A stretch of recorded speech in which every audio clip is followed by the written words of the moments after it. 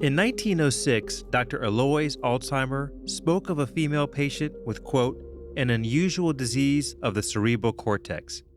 Her symptoms included memory loss, disorientation, and hallucinations.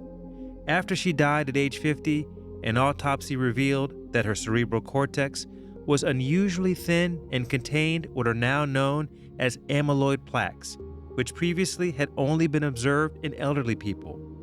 The autopsy also showed tangled threads of protein inside the neurons. A few years later, a colleague would name this constellation of symptoms and brain changes Alzheimer's disease. More than 6 million people in the U.S. currently live with Alzheimer's disease, and that number is expected to reach 13 million by 2050. The disease isolates its patients in a twilight world of forgetfulness, confusion, and agitation. To this day, a defining feature of the disease has been the presence of abnormal plaques and protein tangles in the brain. Researchers hunting for treatments have looked to those plaques and tangles as likely targets. But we don't entirely know what role they play in the disease's progression, if any. If you intervene before any significant brain changes have occurred, can you stave off the amyloid and then the other downstream effects? That's still an open question. Dr. Pierre Theriault is an Alzheimer's disease physician and researcher. He's been searching for answers to this question for a while, in places close to home and as far away as the Andes Mountains in Colombia. He didn't find exactly what he was looking for there, but he also didn't come away empty-handed. The story isn't quite over. In fact, it may not be over for a while. From the Freakonomics Radio Network, this is Freakonomics MD. I'm Bapu Jena. I'm an economist and I'm also a medical doctor. Each episode, I dissect an interesting question at the sweet spot between health and economics. Today on the show, many Alzheimer's disease experts believe that early treatment, before symptoms even begin, could keep the disease at bay. You know, the time to put out the fire is when it's on the stove, not when the whole house is on fire. But so far, none of these approaches, which target amyloid, seem to work well. And now, new allegations of research fraud are casting an ugly shadow over the entire field. So, how did Alzheimer's disease get to this point? And where does it go from here?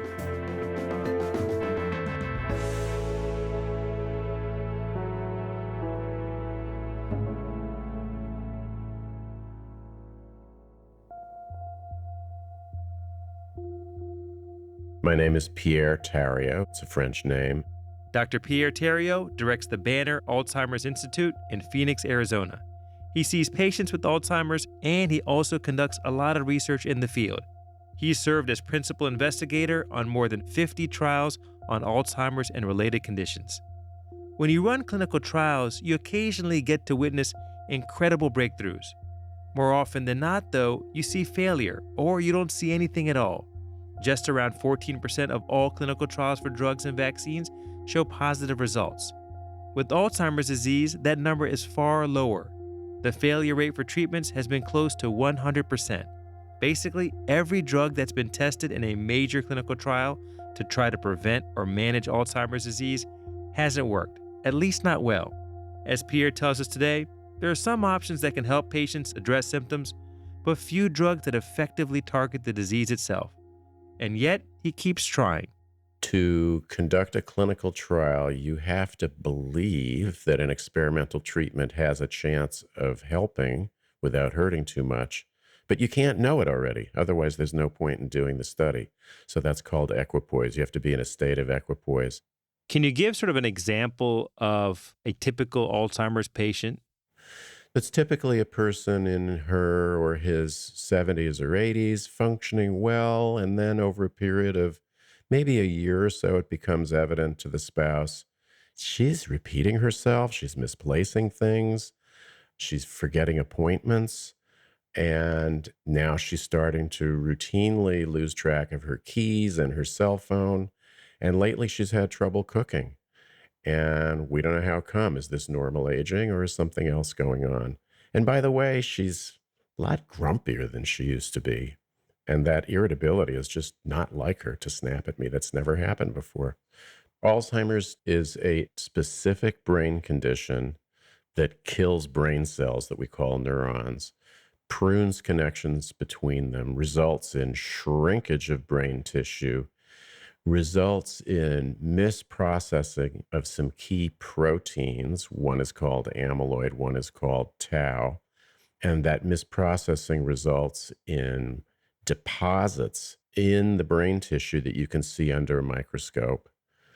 And the disease also results in many other molecular forms of mayhem. But a lot of attention has been paid to these amyloid and tau pathways. Clinically, what happens is that this disease process ticks away silently for perhaps 20 years or so before any symptoms are manifest. And then usually over a period of months to years, not days to weeks, difficulty with memory and other thinking ability gradually emerges and eventually results in loss of ability to function normally on a day in, day out basis. Some of those things that you described, you could imagine would be exacerbated with other very common problems that happen in older people, problems with vision, problems with hearing. I remember as a resident seeing a patient who they were in the hospital, they didn't have their hearing aids, and they were quite combative. And there was a question of whether or not there was a underlying psychiatric diagnosis that was explaining why this person was behaving like they were. Then the daughter comes in, brings in the hearing aids, and the person's a brand new person. As we age, normally we lose the ability to retrieve specific pieces of information, to process information rapidly, to sustain attention when there are competing environmental stimuli. I joke that when I merge onto the highway, I've got to shut the radio off these days. And that is absolutely going to be magnified by hearing and or visual deficits. And if those deficits are there for a very long time, that can lead into brain circuits not functioning properly and actually contribute to the clinical manifestations of what might have been a less prominent cognitive impairment syndrome. Talk to me about the amyloid hypothesis. What are the origins of it? The amyloid hypothesis rests on a few key scientific pieces of evidence. One is that to meet criteria for Alzheimer's disease, you have to have the clinical picture during life, and you have to see these amyloid deposits in the brain. We know that misprocessed amyloid fragments are highly toxic to surviving neurons. Another important line of evidence is genetics. There are rare forms of genetically induced Alzheimer's disease that result in a form of Alzheimer's disease that occurs early in life, kills people at a young age, and affects half of their next generation in the same way. All of those mutations result in amyloid misprocessing, all of them. Conversely, there is a very rare Icelandic mutation that blocks abnormal amyloid processing. And for all practical purposes, these folks never get Alzheimer's disease. So those are the lines of evidence. I think it would be unfortunate to create the impression that amyloid is the whole story. I like using the cholesterol analogy. To me, amyloid is to Alzheimer's as cholesterol is to heart disease. It's an important player, sometimes sufficient by itself, but by no means the whole story. This is sort of a question about causation then. So if we see humans who have symptoms of Alzheimer's, we evaluate their brains and we observe them to have these amyloid deposits, a natural conclusion might be that the amyloid deposits are what is causing the damage to the brain. It's what's causing the symptoms. But it could also be that there's an underlying process that both A, generates amyloid, and B, generates damage to the brain, but it's not that amyloid causes damage to the brain. How do you establish whether or not amyloid is one of the pathologic factors that injures the brain, that leads to the symptoms of Alzheimer's, versus a byproduct of some other process that's doing that? Well, this is where clinical trials can help. The hope has been that mitigating this abnormal processing pathway in the right way at the right time will result in not only less amyloid burden in the brain, but perhaps less of the other changes that are so frequently seen in Alzheimer's disease. And maybe we can slow down the clinical juggernaut.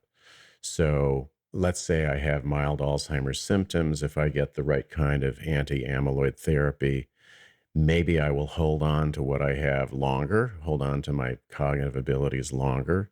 And maybe that will preclude things like brain atrophy or tau and tangle deposition. If you intervene before any significant brain changes have occurred, if you intervene with an anti amyloid therapy, can you stave off clinical manifestations and can you stave off the amyloid and then the other downstream effects? That's still an open question. If amyloid is one of the causal factors that leads to brain injury through these deposits and to the symptoms, what has been tried in terms of anti-amyloid therapies in clinical trials, and have they worked? So far, nothing has proven to be clinically effective and safe for widespread use. The only exception is a drug called aducanumab, a synthetic monoclonal antibody primarily targeting these amyloid plaques, was studied in global phase 3 studies that got stopped early. It's quite a saga. Of the two studies, one showed the required clinical benefit, which was slowing of decline in cognitive performance and daily functioning. One of the trials didn't show that. A real dilemma for the field and for the FDA. The FDA convened an advisory committee that did not support approval of the drug for marketing. The FDA later made a decision to offer accelerated approval. This isn't considered sort of the last word on what anti-amyloid therapies will or will not confer in terms of clinical benefit. What do you think the future holds? And are there clinical trials that are expected to read out that will hopefully provide more definitive answers? There are 5 other kissing cousins, I might call them, monoclonal antibodies targeting various aspects of the amyloid cascade. 2 of these programs are reading out in 2022, a couple of others in the months to come, several of them in people with symptoms due to Alzheimer's already, and several of them in people who don't have symptoms yet, but who are at elevated risk. So we're going to get a lot of answers fairly soon.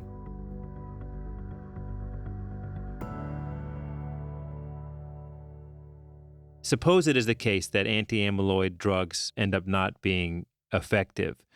Does that suggest then that there are other pathways that are both generating the amyloid problem and also causing brain injury that have not been targeted that should be looked at? It's extremely likely that even if anti-amyloid therapies are successful, they won't be the last word in therapy. They will probably only have modest effects at slowing progression, perhaps modest effects at delaying onset in people at elevated imminent risk of symptoms.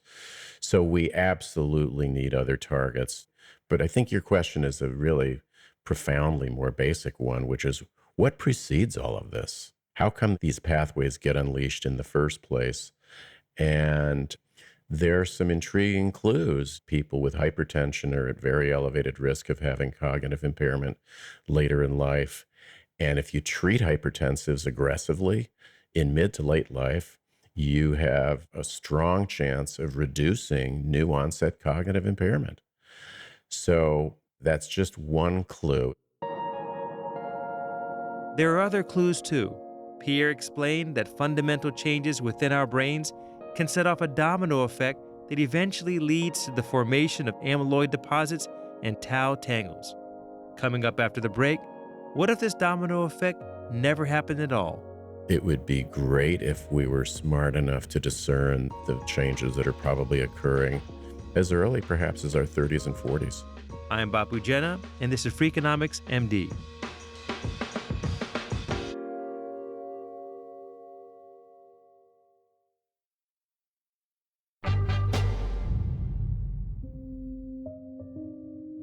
More than a decade ago, my guest, Dr. Pierre Theriault, and some of his colleagues began studying a large extended family in the mountains of Colombia.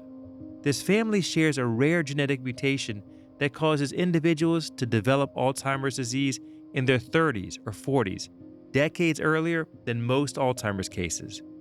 Pierre's hope was that these patients with accelerated Alzheimer's could help researchers understand how the disease operates and how it might be prevented. My colleagues at Banner and I launched something called the Alzheimer's Prevention Initiative. And our basic thinking was, gosh, if an experimental therapy has a chance of working, maybe it's best to apply it before the brain is ravaged. You know, the time to put out the fire is when it's on the stove, not when the whole house is on fire. We started with people at virtually certain risk of getting symptoms due to the disease because of an autosomal dominant mutation causing early onset Alzheimer's disease. Now, these folks are rare. A few thousand such individuals live within a few hundred miles of each other in the Andes Mountains in Colombia. And an extraordinary doctor named Francisco Lopera and his team have partnered with these families over the years, helped prove that their condition was due to a mutation. We met the families who had never heard of terms like placebo, controlled trials, health authority approval, things like that, but readily understood the proposal and said, we're in. And so over a period of years, Dr. Lopera identified over 6,000 living members who had relatives affected by this type of early onset Alzheimer's disease, genotyped them, and we identified over 1,200 living carriers of this mutation and invited those who appeared eligible into a prevention trial.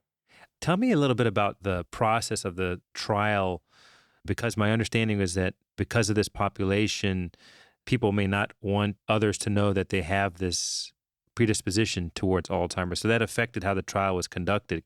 Oh boy, we could write a book about the implementation of this huge, small study.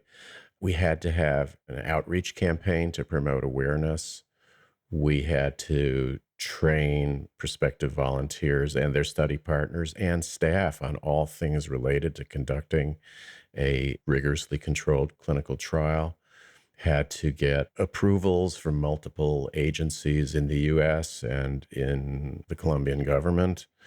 We were dealing with some folks who lived in rural areas who had limited formal education, very, very bright people, but they had no reason to go beyond, let's say, about the third grade because they could manage the dairy farm with that level of arithmetic and writing. So our partners in Colombia created what you might call a comic book companion document to help give people adequate informed consent. We had to create the technical infrastructure. There needed to be certain types of MRI scans, certain types of PET scans.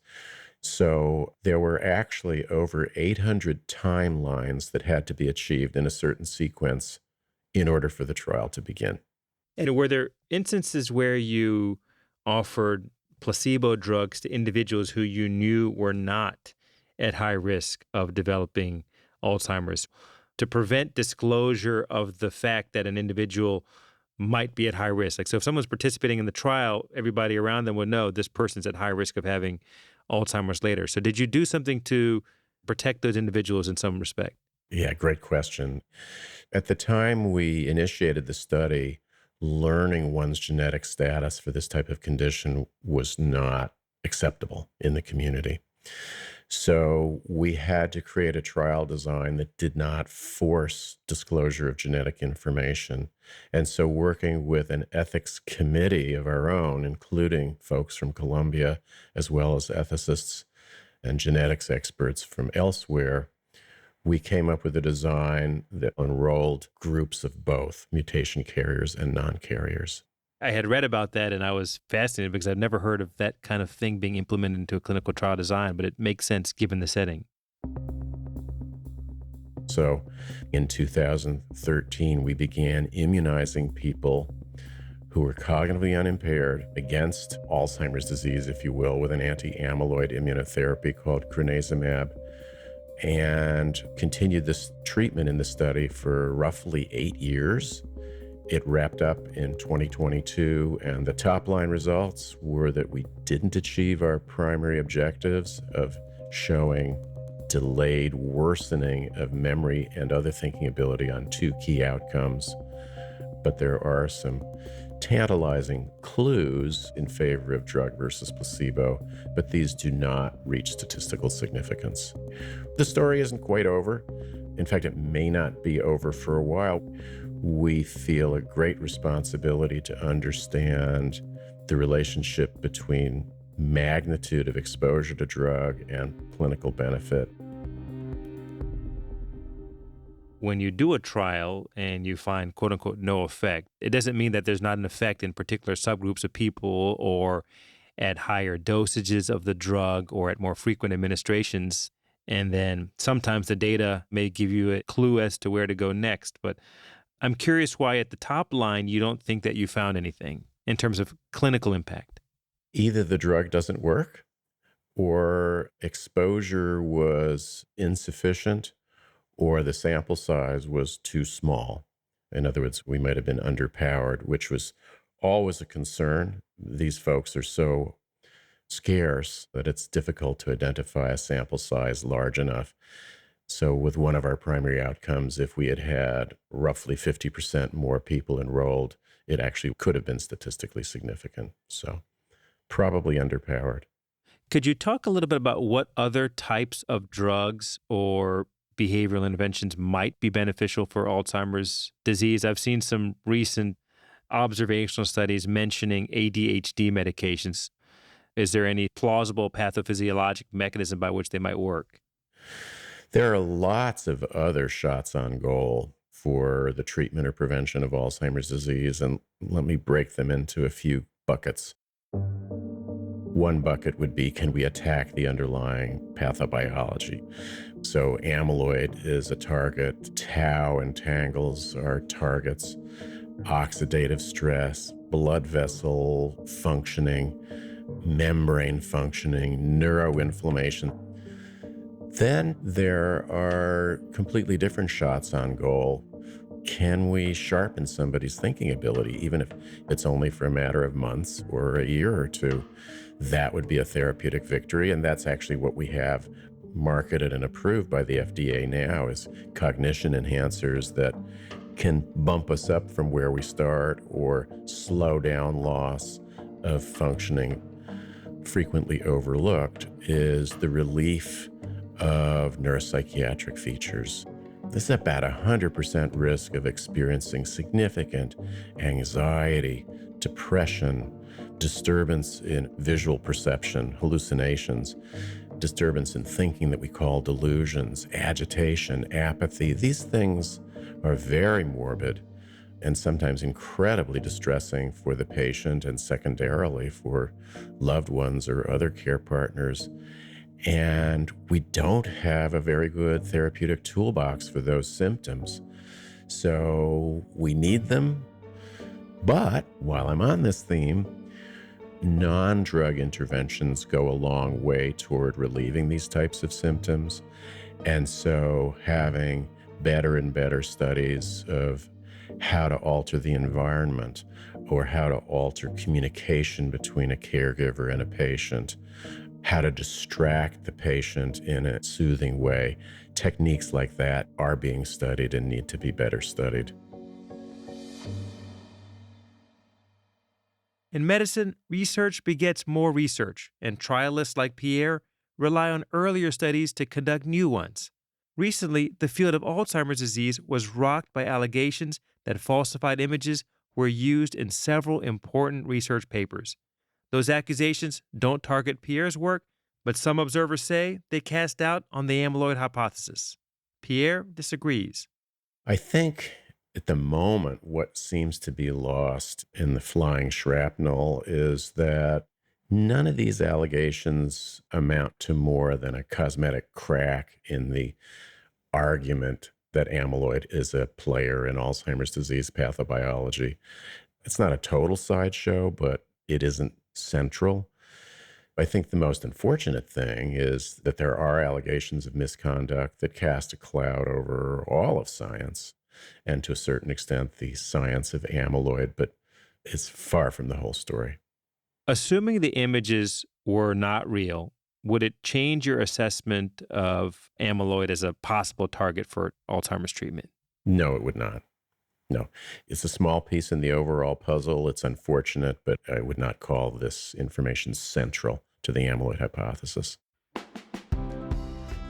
As Pierre told us, his work in Colombia didn't yield the results he and so many others were hoping for. But he doesn't see this research as a disappointment or a rebuke of the amyloid hypothesis. When we spoke to him, he mentioned that there were more results from the study that would be released soon. And in the time since our interview, that data has been made public. The drug that was studied, crenezumab, did not slow cognitive decline or improve memory function in the trial participants, but it did prove to be incredibly safe. Other medications for Alzheimer's disease, including the controversial FDA-approved drug Aduhelm, have shown risk for adverse events. In an email, Pierre noted that essentially every biomarker outcome numerically favored drug over placebo. But, as he told us earlier, none of the changes seen in patients who took the drug were statistically significant. And, as he also told us, he doesn't believe the story is over. Pierre and his team continue to analyze the data, to search for trends, to think about what happens next. A successful Alzheimer's treatment would be hailed as one of medicine's most important discoveries to date. It would also come with a pretty substantial economic benefit. Alzheimer's is the most expensive disease in the United States, projected to cost $322 million this year alone. The disease also takes an immense toll on families and loved ones, not just because of the care they provide, but because of the way that the mind, memories, and ultimately relationships are affected. A drug that could delay the disease's onset by a few years or even just a few months could have major implications. Just think about prevention for a second. If, quote, all we do with a preventive therapy is delay the onset of symptoms by 5 years, we will cut the incidence and prevalence of the disease in half. There are far-reaching consequences of relatively small sounding changes.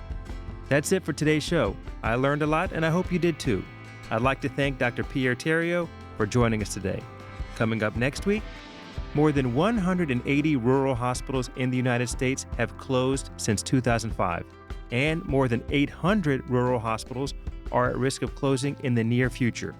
There are these significant costs when a rural hospital closes and patients have to travel farther for care.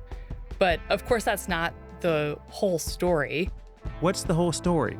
It turns out hospital closures may not impact all patients equally, and in rural areas, a loss of services could be a win in some unexpected ways. It might just be that accidentally providers were using the best practices, but we didn't know that those were the best practices at the time. So, what does the future hold for rural hospitals and rural healthcare? That's all coming up next week on Freakonomics MD. Thanks again for listening. Freakonomics MD is part of the Freakonomics Radio Network, which also includes Freakonomics Radio, No Stupid Questions, and People I Mostly Admire. All our shows are produced by Stitcher and Renbud Radio. You can find us on Twitter and Instagram at Dr. Bapu Pod. This episode was produced by Julie Canfer and mixed by Eleanor Osborne, with help from Jasmine Klinger. We also had help this week from Lyric Bowditch. Our staff also includes Neil Carruth, Gabriel Roth, Greg Rippin, Rebecca Lee Douglas, Morgan Levy, Zach Lipinski, Ryan Kelly, Jeremy Johnston, Emma Terrell, Jacob Clementi, Alina Coleman, and Stephen Dubner. Original music composed by Luis Guerra. If you like this show or any other show in the Freakonomics Radio Network, please recommend it to your family and friends. That's the best way to support the podcasts you love. As always, thanks for listening.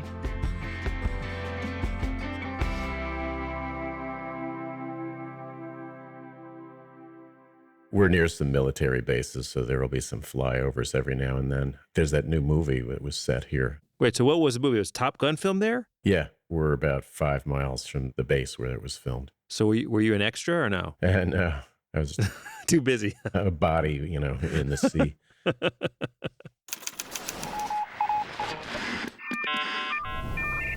The Freakonomics Radio Network, the hidden side of everything.